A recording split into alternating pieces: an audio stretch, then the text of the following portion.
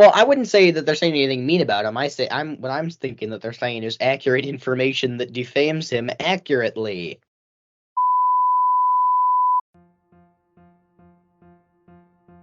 Have you ever wanted a podcast that did it all? Sports, politics, world events. Well, you have come to the right place, because you are listening to C&C Talks.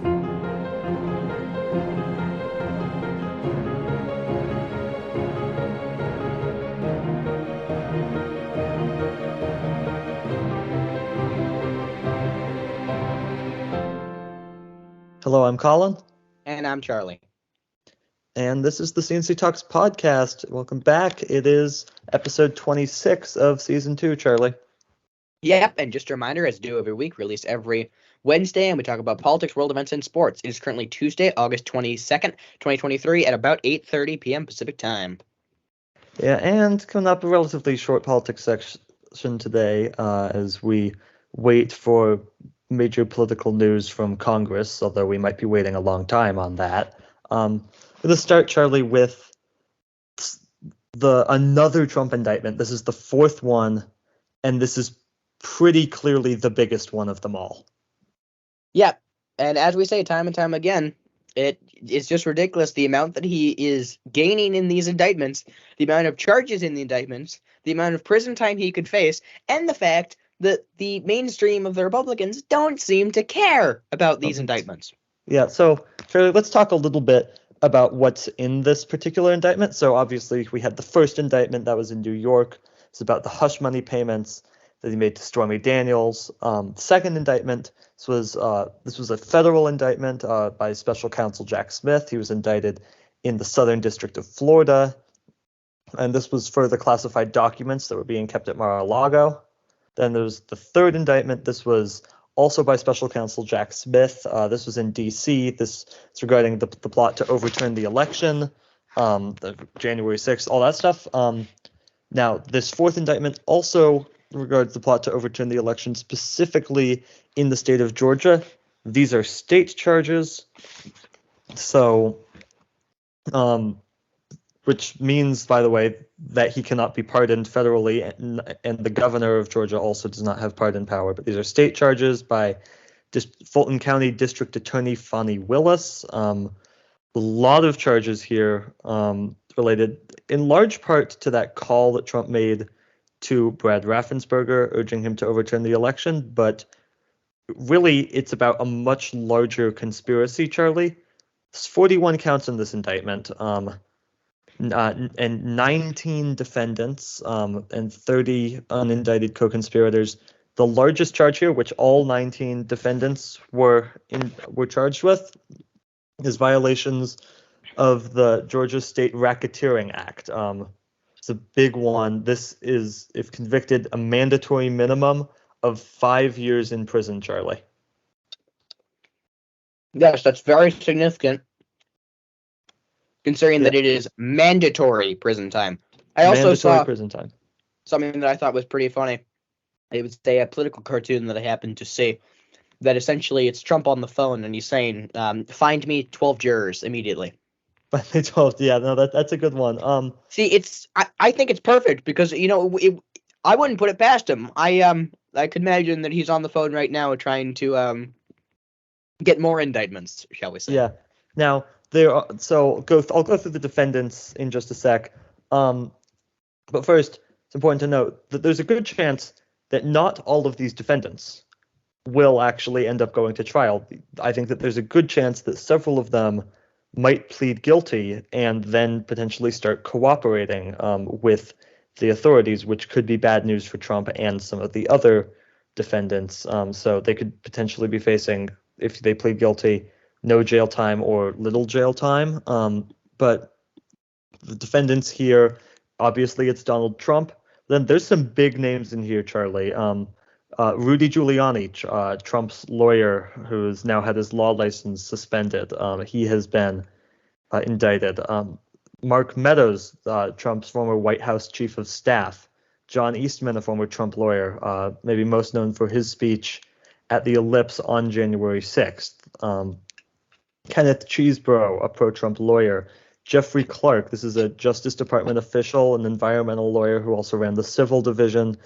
This was the guy who hatched this plan to get the DOJ to declare the election corrupt in Georgia, and his plan involved him being installed as Attorney General, and it almost happened.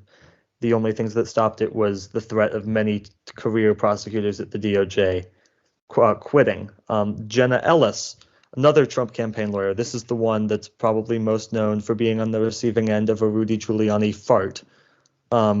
Sidney Powell, another Trump campaign lawyer. She was really crazy. She's the one most been promoting the international conspiracy part of it. Of course, there's many other people in this as well, but those are the big names. The others, some of them are fake electors.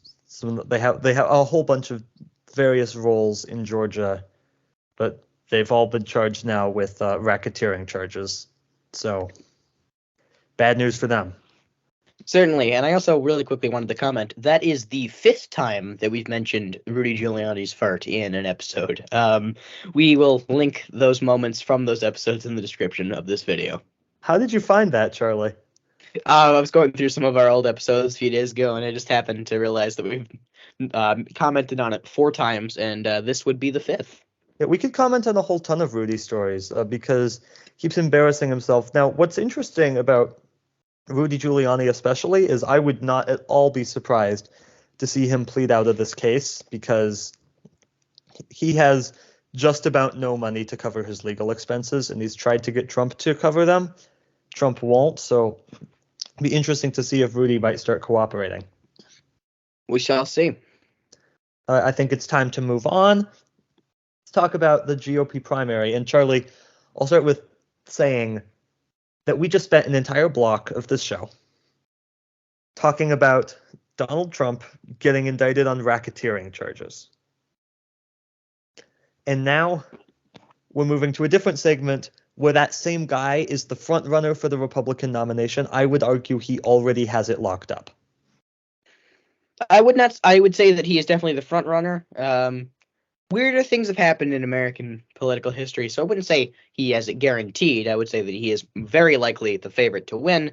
But Ramswary is also doing pretty well. DeSantis is essentially his campaign's dead in the water, as well as some other minor candidates like Asa Hutchinson, whose campaign is going. I don't know. I haven't really heard any news, but I don't think any of those minor candidates really have any chance.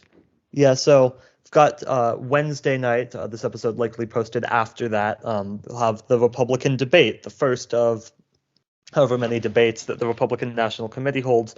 Trump will not be participating in this debate. He's expected to do an interview with Tucker Carlson instead. That will be posted probably on Twitter, or now known as X, I guess. But the 8 candidates that will be on the debate stage Wednesday night, obviously Ron DeSantis, Vivek Ramaswamy, Mike Pence, Nikki Haley, Chris Christie, Tim Scott, Asa Hutchinson, and Doug Burgum. So will be really interesting to see that debate. If I were to make guesses now, there's going to be lots of questions about Trump's indictment, I would guess. No one's going to go after him except maybe Chris Christie and Asa Hutchinson. Which is interesting because they're in theory running against Trump, and yet they're still just they're refusing to say anything negative about him, and that's not how you win a campaign. It really doesn't feel like, Charlie, that they're actually trying to campaign, because they refuse to say anything mean about the front runner. Well, I wouldn't say that they're saying anything mean about him. What I'm thinking that they're saying is accurate information that defames him accurately. Well, sure, fair enough. But the point is they're not willing to do that either. No. And particularly for Asa Hutchinson, he will probably go after Trump for the indictment.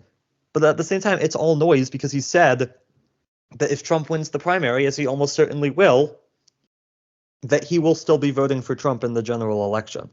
Right? Let's be clear on that. He says that he believes that this guy is guilty of trying to overthrow the United States government, and at the same time he will vote for that guy if he's the Republican nominee. I mean, how crazy is that?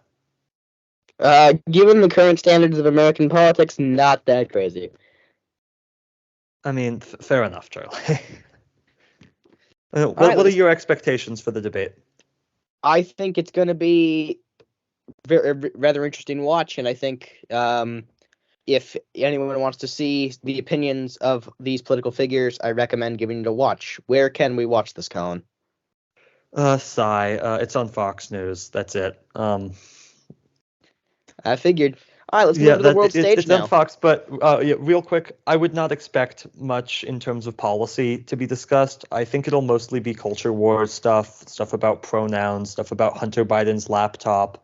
That's what I expect most of the conversation to be about. I expect DeSantis, though, to look very poor.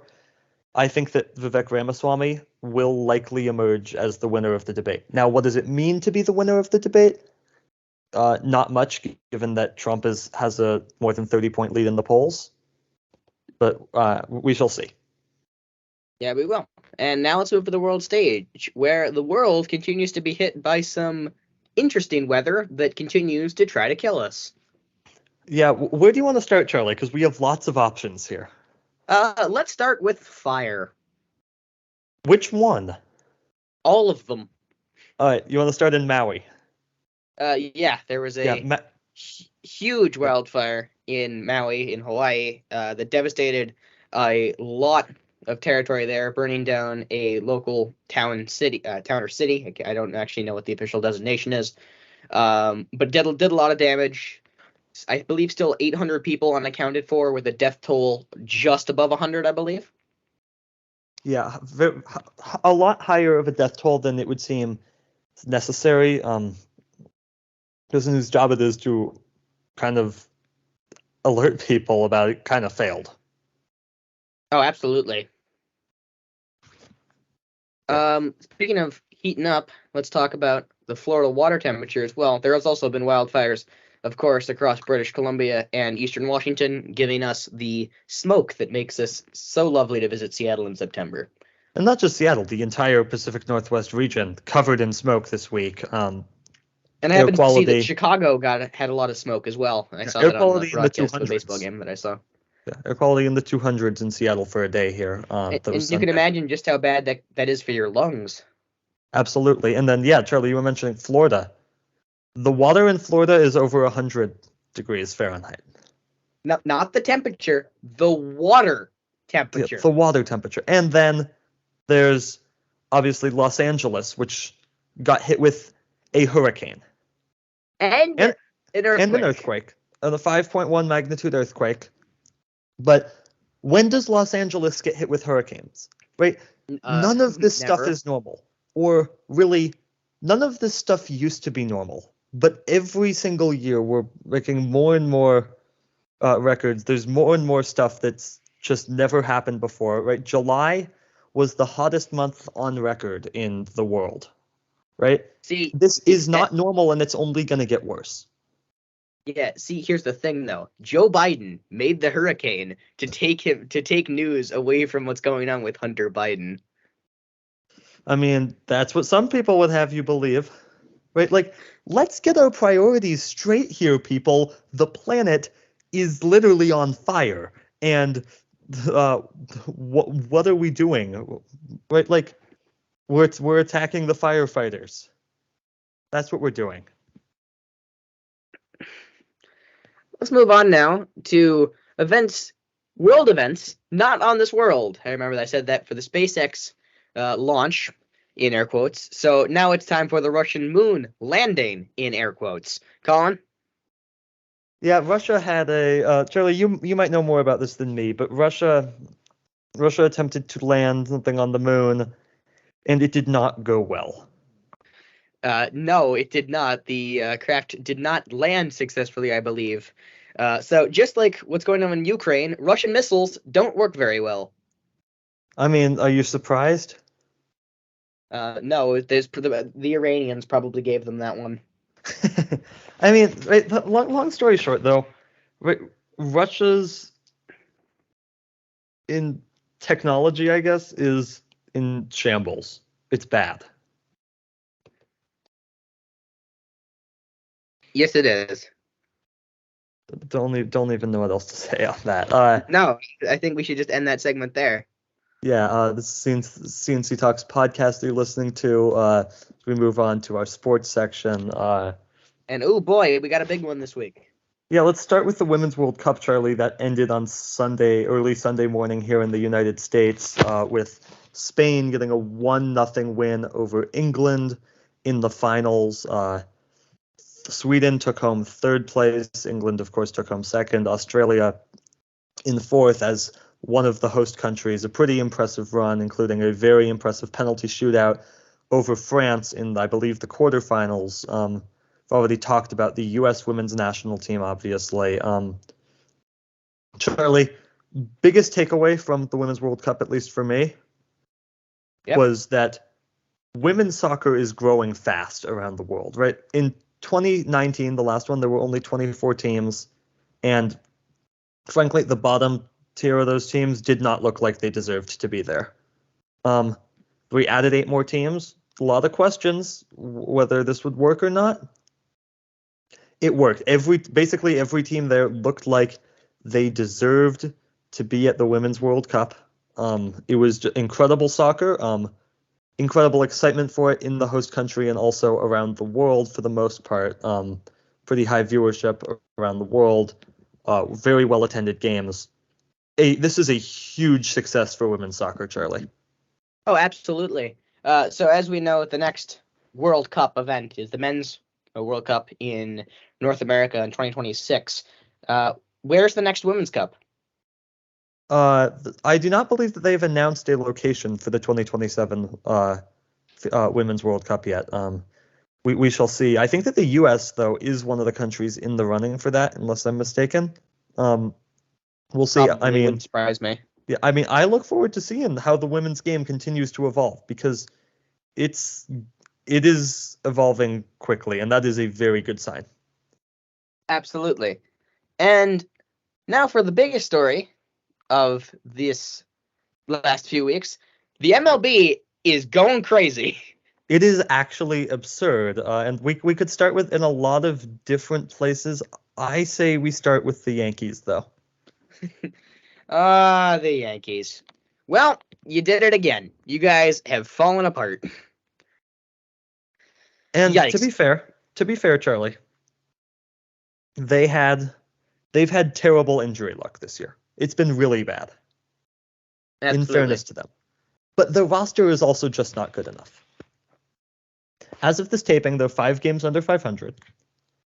They've lost 9 in a row. I mean, they're on pace to have their first losing season since, I believe, 1992. Going to miss the playoffs probably for the first time since 2016. This has just been an absolute failure for the Yankees. Yeah, just to give you an idea. Just to give you an idea, just about how disastrous this season's been for them.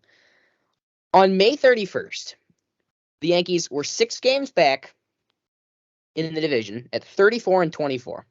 Yep. They are now, as of yesterday, we're 60-64 and 17 games out. Yeah, 60-65 now. Still 17 games out, I believe. And what happened, guys? Disaster. I mean, part of it is that the Orioles are ridiculous right now. I mean, we could talk about them too, Charlie, and we will in a minute. But yeah, it's been bad. Yeah, let's move to the rest of that American League East because that's a fascinating division right now. Rays obviously got off to a ridiculously hot start, but then it's been the Orioles. Charlie, what do you make of that race? I think that race is nowhere near over. I think if the Rays get hot at the right time, they can take it. Baltimore is a very young team. They could at any moment just start falling apart. But what a season that they've had. Their young guys are performing. Their veterans are doing what they need to do. It is just incredibly impressive what they're doing. Felix Bautista has just been incredible. I remember a few months ago, you suggested that he should be the AL Cy Young. Yeah, I do not agree with I- that anymore. He's been a little bit I rougher. absolutely agree with that now. Really? Because Yeah. he has not looked as good as he did before in the last couple of weeks. He had obviously that disastrous series against the Astros. Yes, but he's still really good. I looked into his stats more. He's just been incredible. Yeah, I mean we'll get to the Cy Young in a minute too, because there's some incredible races there. I think that it's pretty over though. I would guess that the Rays, Charlie. I'd guess that the Rays would actually fall off more because they're pretty banged up right now. Let's also talk a little bit about Wander Franco. He is now on administrative leave because he is allegedly dating a 14-year-old. Yeah, you did hear that right, by the way. That is not a typo. And this comes just a days after the Rays did a Wander Franco hat night for 14 and under. Yeah, I mean it just obviously a terrible situation. If these allegations are true, he should never play another game in the major leagues. Oh, absolutely not.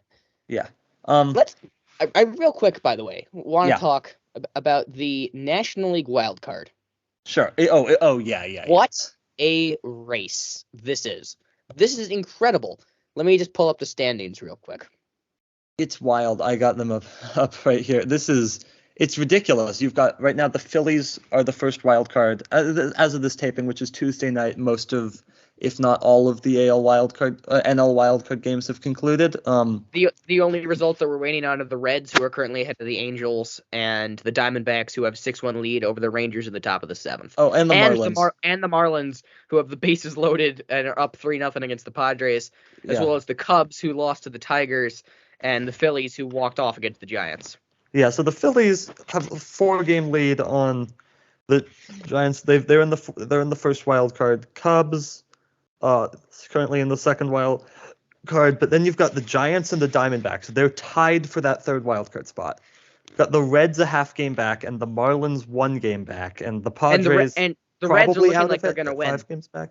Yeah, Reds are looking like they're going to. I mean, this is wild. I cannot wait to watch this play out down the stretch. I've been a bit too focused on everything going on in the American League to really pay, which we'll get to. Which we will get to pay too much attention to this, but it's wild. I mean, the Cubs have just had an incredible run recently. I mean, obviously, I would argue, obviously, the Braves are easily going to win that division. The Dodgers easily going to win their division. Central, maybe the Cubs or Reds could make a run for it, though I think that the Brewers probably have that under wraps. So last time it's really just the wild card. What? I checked yesterday on this. The if you look at the pie graph of division winning percentage, I believe the Brewers have about a 60% chance. The Cubs are majority of the rest of that. I think the Reds for some reason only have like a 7% chance. Yeah. But interestingly, if you look at that wild card, San Francisco and Arizona, the two teams that are tied, have very different trajectories in their last few games. In the last 10, Arizona's gone 8-2, and San Francisco's gone 3-7. Correct, and that's also out of just a terrible stretch out of the All-Star break for the Diamondbacks. They seem to maybe be getting it back on track now. Absolutely. If you look at the teams that they've played recently, let me just take a look at this. They got a walk-off win against Texas. They won both the doubleheader in San Diego this weekend. Yep. They took 3 out of 4 in San Diego, 2 out of 3 in Colorado. But before that, swept by Minnesota, swept by San Francisco, got swept by the Dodgers. Did not have a good run. Yeah, lost 2 out of 3 to Seattle, lost 2 out of 3 to St. Louis. Yep. And then looking at the other side, if you look at the Giants, they recently lost 2 out of 3 against Texas, 2 out of 3 in Tampa Bay, 2 out of 3 in Atlanta. Admittedly, all 3 of those teams are very good, but they lost first 2 to the Phillies as well. Yes, they lost 2 out of 3 to the Angels and got swept by the A's. Yeah, and admittedly a 2-game series, but yes, that is bad. But before that, they did crucially sweep Arizona. Yeah, And That looking is at fair point. Tiebreakers matter.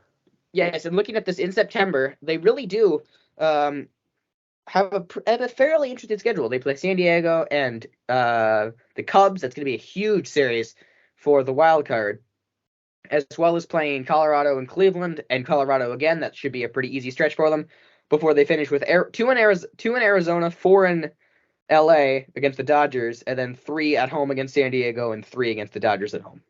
Okay, so a quick thing for you, just to consider for a moment. Okay, talk about the Mets a little bit. Right, it's obviously been disappointing. It's been very disappointing, right? Yes, absolutely. Obviously, trading Scherzer and Verlander at the deadline. That no one wanted them to do that, or no Mets fan wanted that. It's been a disappointment. But are we sure that they can't get back into it, Charlie? I want to look at the rest of their schedule. Starting on September 11th, this is who they play for the rest of the year after that. 4 against Arizona, 3 against Cincinnati, 3 against Miami, 4 against Philadelphia, 3 against Miami, 3 against Philadelphia.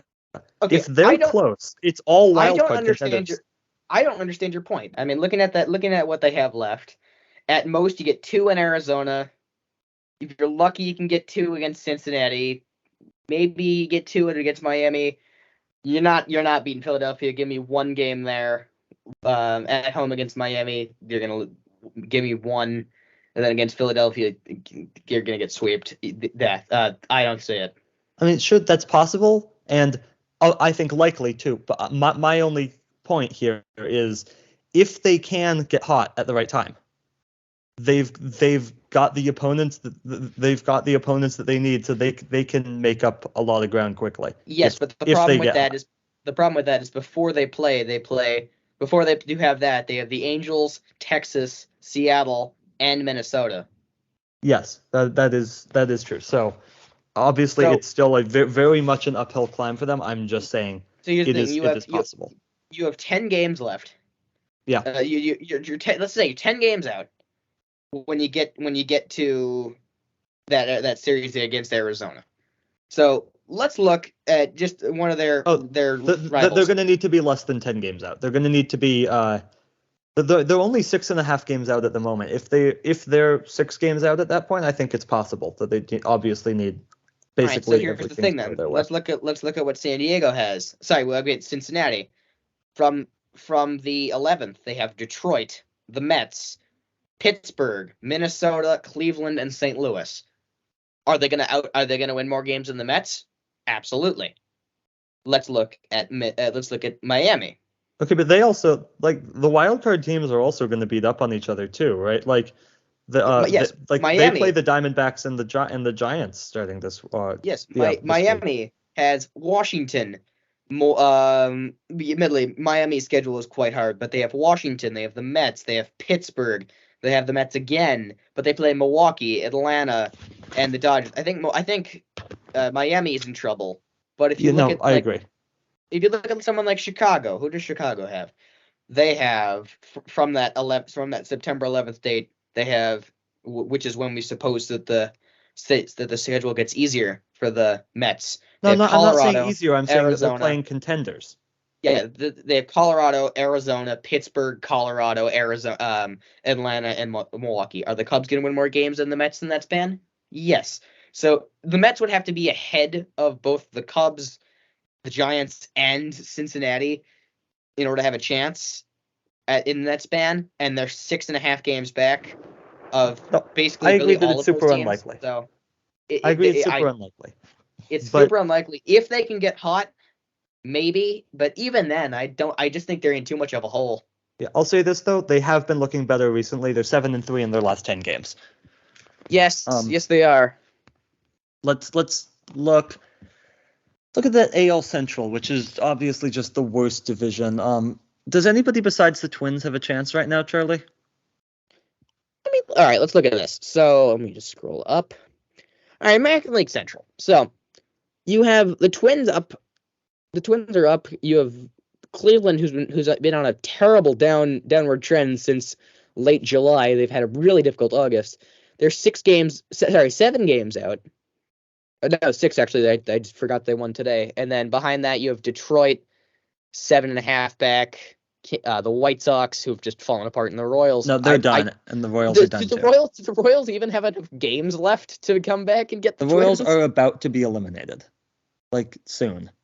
Yeah, so the A's might be eliminated already. I'm not positive. The A's are already out. The A's are already out. They're 38 games back. Yeah, no, Yeah, they're done. So, but looking at the Central, can Cleveland get hot? Maybe. Do they have the pieces? Maybe, if they're not fighting White Sox members, but I don't see it. The Tigers. I'll say this, Charlie. I'll say this. The Twins. I'll preface this by saying it's really hard to this far out judge a team's schedule based on how their strength of schedule, because so much of it depends on pitching matchups and who's hot and who's not, because baseball's such a streaky game. But they do play the Guardians 6 more times. The Twins do. And I believe they're done with their season series against the Tigers, but they also play the Rangers 7 times and the Rays 3. So yes, looking things at this, could get chippy. They have one in Milwaukee tomorrow, and then Texas and Cleveland. Then they play the Mets, the Rays, White Sox, Cincinnati, the Angels, Oakland, and Colorado. So their last 9, LA, are easy. Oakland, and Colorado are very easy on paper. Yes, that's a key distinction. Will Oakland even have their starters out that time? Probably not, if they have any. The White Sox, same thing. Cincinnati could be tough. I could see the Mets maybe surging a little bit.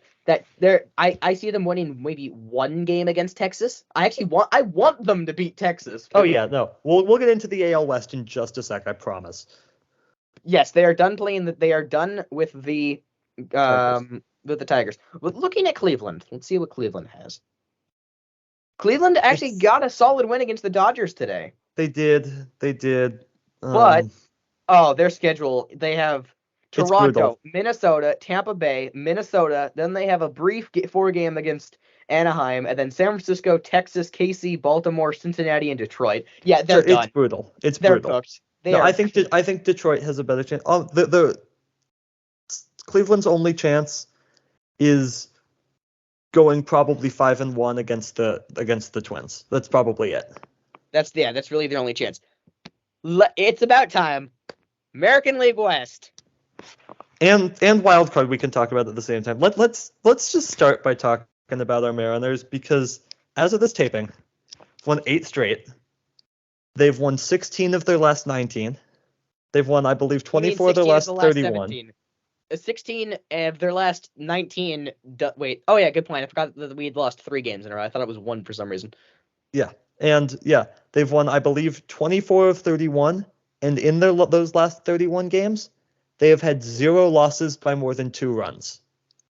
This is wild. This might be a streak better than their 14-game win streak last year. It's just absolutely ridiculous the tear that this team is on right now. Plus, we have a lot of young talent. We didn't have J.P. Crawford for most of that. Yeah. He just came back. Yeah. It's really just Julio carried the team against Houston. And Kansas City. Raleigh's been on fire. Same with Teoscar Hernandez. We're getting anti-France. That trade with the Diamondbacks is paying off great. Rojas has played pretty good. Canzone is amazing. And we'll see what Bliss can give us. Yeah, and Seawald had a crucial inning against the Rangers last night. Yes, or Monday night. And so I'll say this, right? Just about every hitter on this team right now is playing the best that they've played all season. And when that happens, it is just magnificent to watch. It doesn't matter what team it is. When you have hitters performing at that level, it feels like you're unstoppable. It's pretty amazing. They've pushed their way to, as of this taping, a 1.5 games back in the division.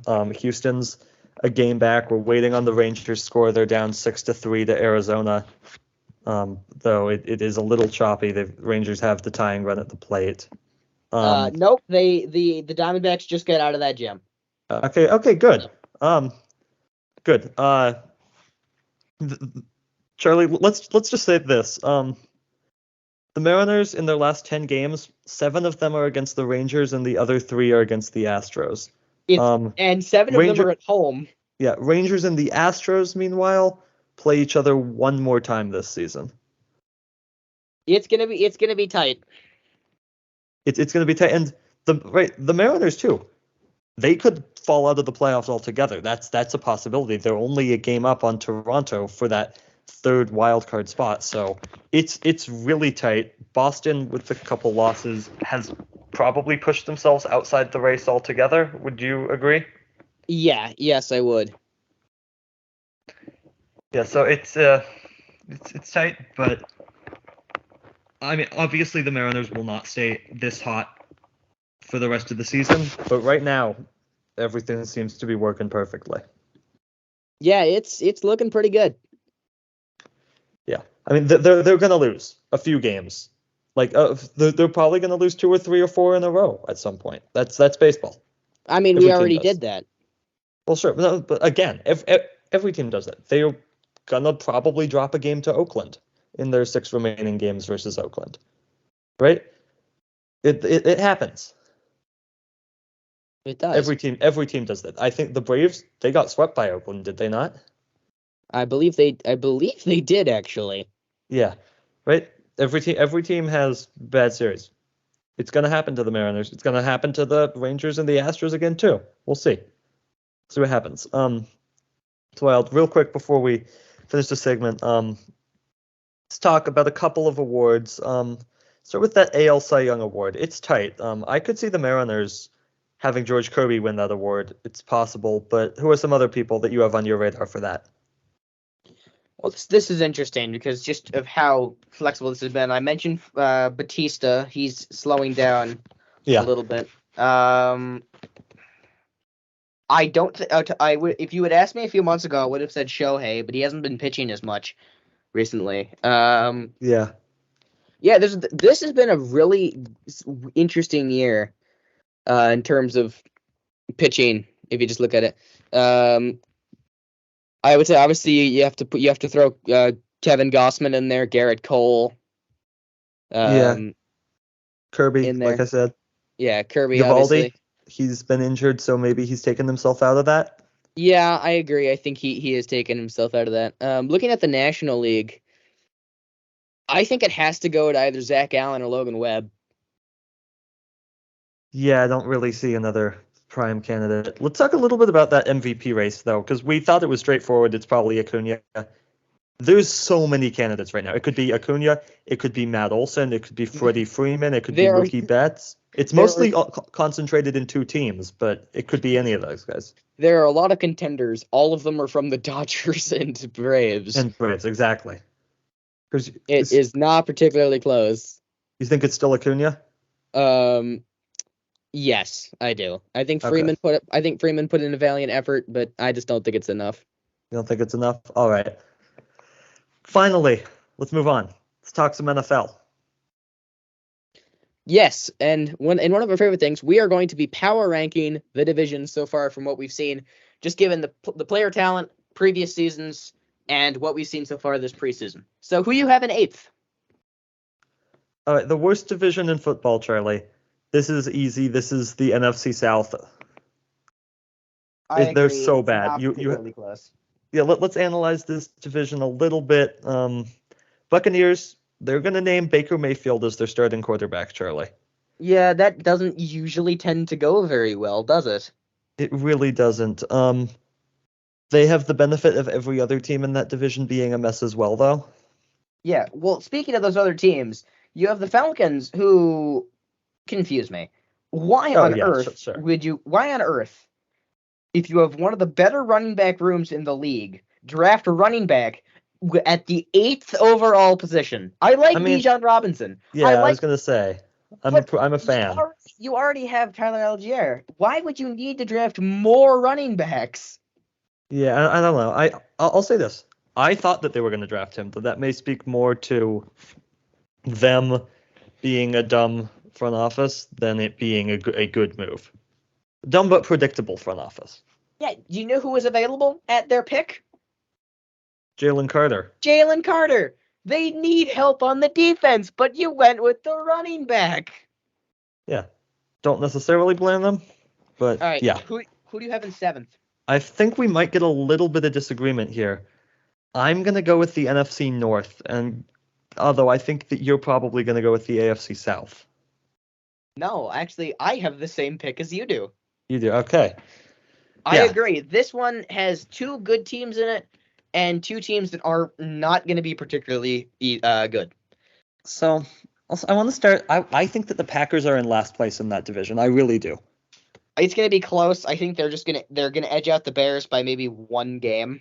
Yeah. So what does Jordan Love need to do this year? Because he's been on the bench behind Aaron Rodgers for a while. What does he need to show this year? I think he just needs to show that he's that he can really give. I don't think that the Packers want him to be the next Aaron Rodgers. Of course, they want him to. Will he be? Probably not. I think they just need some good, solid quarterback play out of him and see that he's developing properly. So here's my thought, right? This is a big season for Jordan Love. Because if he performs at least okay, if he at least shows some sparks, then the Packers can maybe be like, well, this guy really could maybe be the quarterback for us for a few years, right? We can envision going to the playoffs multiple times with this guy, right? Yeah, possibly. But if he's just doesn't show that, right? Then the Packers are going to be very bad, which means that they're going to have a very high draft pick. And you know what this next draft is going to be very full of? Quarterbacks. Very good quarterbacks. So this is a huge year for Love, I feel like. It is. If he does not perform, that's actually not the worst thing for the Packers. They can get a good quarterback, as you said. All right, who do you have at number 6? Well, real quick, let's finish off in this division. The Bears, I think they can take a step forward. The Vikings, I think it'll be a step back, some regression to the mean. And the Lions, I like the Lions a lot right now. I do, even though half their team got suspended. Well, fair enough. What about you, Charlie, for number 6? This is interesting to me. I feel like there's a couple options here. I think that there's only one. It really, in my opinion, came down to there's two teams that could be good in one division and one that has only one good team, but I think it could be better than the second best team in the other league. Give me the AFC South, and that division is hard carried by the Jacksonville Jaguars. Yeah, and even the Jaguars, I still think at best the 3 seed probably. I'm assuming beating the winner of the AFC North. East, I think. East? Yeah. I could see them in a 2 seed. The AFC North is going to be so competitive this year. Yeah, I mean that's true. I think that I think they'll be a 2 seed, but they'll have the strength of like a 3 seed probably. Yeah, I think that they'll be like a 3 or 4 seed. Not entirely sure. Because if you look at the rest of their division, you have the Texans who are awful. They won't be awful forever. They nailed the draft. Absolutely. But those guys are going to take a while to develop. And, well, I don't know. Maybe they'll be good immediately. But even if they are good immediately, Houston does not have the core around them to help them out at all. I think I think it's a great first year for a rebuild already, considering what they've drafted. All they need to do is have their young guys develop properly, and they'll be set for years to come in terms of player development. They need to just keep getting solid draft classes, getting support pieces around this young core that they have. The Tennessee Titans are stupid. I don't know why they didn't rebuild. They're going to need to, but yeah, this is just not going to be a fun year for them. Yeah, okay, so this is not a particularly good division. This might be the most fascinating division, though, because you've got all these young teams. You've got the Texans. You've got the Colts, the new quarterback, rookie quarterback. Then I'm really interested to see what the Titans are going to do at quarterback here. What's their plan for that position, Charlie? Does anyone have an idea? Do they have one? Or are they just going to be carried by Derrick Henry again? I mean, that's what they always do, so I'm not quite sure. But moving on, who do you have at 5? Oh boy, this is where it gets tough for me. Yeah, there are 3 divisions that I think you can easily knock off. This is where it gets tough. This is where it gets really tough, but I'll go with the NFC West, honestly. We, for once, are not the same. Yeah, what's No. yours? I'm rating these. And I think you are too. Not on the overall strength of the teams, but on the strength of the division competition. Is that correct? No, I'm like Bit of both. no. What? Bit of Some of both. both. Some of All both. right. Yeah. Give me the AFC West. Ooh, it's a spicy pick. Because you have the Chiefs, who are going to again probably win 12 or 13 games and be the 1 seed probably Yeah. unless some disasters Yes. happens. Yes. But then Absolutely. you have the rest of the division. The Raiders. Chargers. Chargers are still The a playoff Chargers- team. Yeah, are they? Yes, they are. They are a playoff team. Okay, but it's the Chargers. They'll find a way to do something stupid. Well, once they get to the playoffs, sure, but they The are still a Chargers? playoff team. I don't know. I don't think so. Why? I don't think so. I just don't trust it. Just from what they've proven to me, they just cannot win when they need to. But they have all the talent that they need to have. They've had the talent for 2 years, and last time they lost on a walk-off field goal to the Raiders that they didn't need to have happen, and then they lost one of the biggest leads in playoff history to the Jacksonville Jaguars. I get that, but also they made the playoffs. At least I don't see why that's not going to happen again. Because the strength of competition in the AFC is even better than it was last year. You have a team like the Jets who could possibly get in. That is a fair point. You have teams like the Steelers, the rebuilding Patriots, even some dark horse teams like you have the Ravens and the Bengals are going to be good. The Bills are going to be there. The Chiefs will be there. The Jaguars will be there. You're starting to run out of room in the playoffs. You're going to have 10 or 11 teams fighting for 7 spots. I mean, you might actually have more teams than that. Let's talk about the bottom of that division a little bit. Because you have the Raiders and the Broncos. Does anyone have hopes for those two teams? The Raiders traded a mediocre, low upside quarterback for a worse mediocre, low upside quarterback. And the Broncos are incompetent. Okay, so the Broncos, I get that it's the preseason. I still get some joy from them blowing 2 leads in the preseason. But the fact remains, right? What's different about their team from last year besides their head coach? Nothing. Except Russell Wilson is older. Yeah, he's a year older. That's it. And right, he was at one point a very good quarterback, right? I mean, yes, the Seahawks were in large part carried by the defense, but he was a legitimately good quarterback. Oh, and the Broncos defense got worse. Yeah, the Broncos defense got worse, and Wilson. One of the biggest problems was that he aged more. He was a large part of what he was able to do is scrambling, and he's just not as good at that anymore because he's been sacked so many times. And frankly, I don't even know if their head coach is going to help. It might help the culture, but, well, maybe. I'm not actually hearing great reports about the culture under Sean Payton right now. So they're still a disaster to me.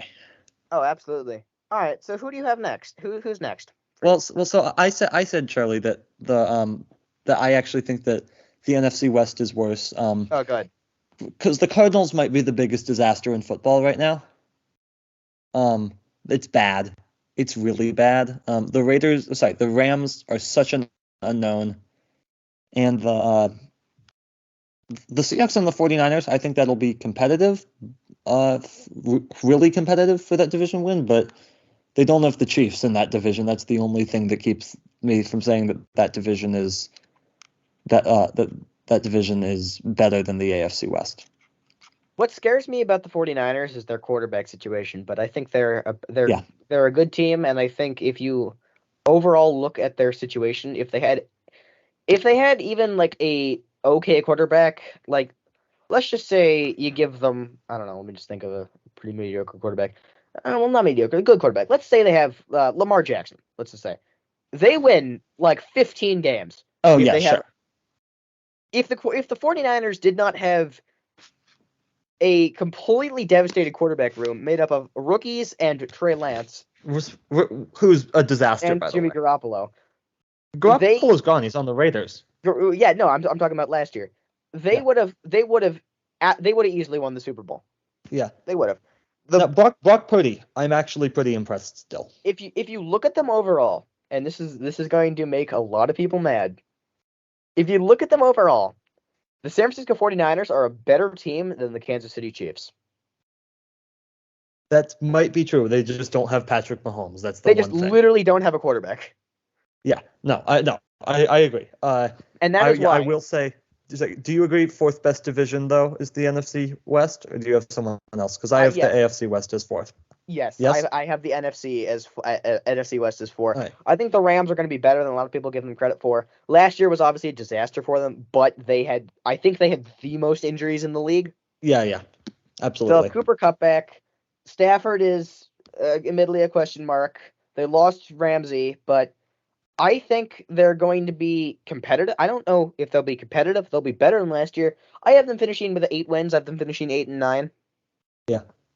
All right. We are, Charlie, most definitely running out of time because we've gone way over time again for the second straight episode. Should we just finish this and then wrap it up? Yeah, let's just do that. 3, I have the NFC East. Do you agree, or do you have someone else? So I feel like that's controversial. At 3, I have the. Did you say the NFC West? Yeah, NFC East. Sorry, the NFC East. I have the Yeah. opposite. I have the AFC East. All right, explain. For the same reason as the AFC West. You have the Bills, but the Bills are a question mark.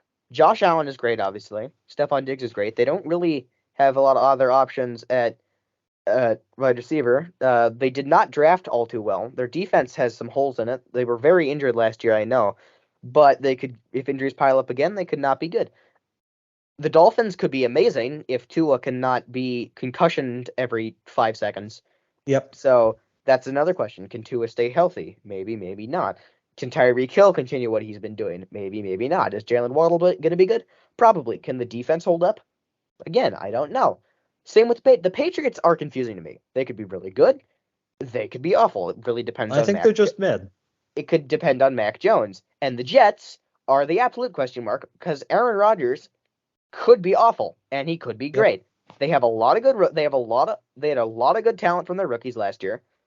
Do they have a sophomore slump? That division has so full of question marks. The talent is there, but will it actually show up? I feel like the NFC East, I feel like has less potential talent, but has a lot higher floor. Fair enough. I think Eagles. We know what the Eagles are going to do. They're going to do some great things this season, assuming health. Commanders, iffy. Giants, I'm fascinated to see how Daniel Jones follows up last year's season. Admittedly, Cowboys, though, the Commanders have already won the Super Bowl because they got rid of Dan Snyder. Oh, absolutely. And then the Cowboys, well, they're overrated, as always. They're not going to win a playoff game. I don't understand how people have them finishing like 10-7 or 11-6. Yeah. Who do you have going to do that? Who do you have at number 2? At number 2, I have the NFC East. Okay, for similar reasons. Yes. I have. Yeah, number one division. Yeah, I have also the AFC East at number 2. I do think that those are all winning teams, though. I agree. Well, Jets and Patriots, maybe not. I think the Dolphins will have a winning season, and I think the Bills will have a winning season. I think 8-win floor for all of them, though. I would give the Jets like a 6-win floor, but they're the Jets. Things go wrong. Yes, they tend to. All right. Best division? AFC North, probably. Absolutely. All these teams could make the playoffs. Every single one of them. You have the Bengals, who have Joe Burrow, and probably should have made the Super Bowl if their defense decided to not have one of the stupidest penalties of all time. Yep. The Browns, if they can get Deshaun Watson functioning again, will be pretty good. Who, by the way, are going to be the most hated team in the league this year. Oh, absolutely. The Steelers apparently cannot have a losing season, ever. They have if Kenny Pickett improves, I can see them making a wild card, maybe even making a run at the division. And the Ravens have Lamar Jackson back, and Lamar Jackson actually has wide receivers to throw to now. Yes, but he's still going to get injured, probably. He's gonna get injured in like week 2. So they're a question mark. As I said, I could see very easily all 3 of those teams making the playoffs. All 4 of those teams, sorry. All for the same. It's basically the same reasons, but now, Charlie, we're so past time it's not even funny. So All right. yeah, subscribe to C&C Talks because episodes every Wednesday wherever you listen to podcasts. This is our website, cctalks.net. Has everything you need to know about the show, and call us with your questions, 360-389-2630. Again, that's 360-389-2630, and follow us on whatever we're calling the platform now, at CC Talks Podcast. For our producer Morris, production designer Zach, proof editor Drake, I'm Colin. And I'm Charlie. See you next week.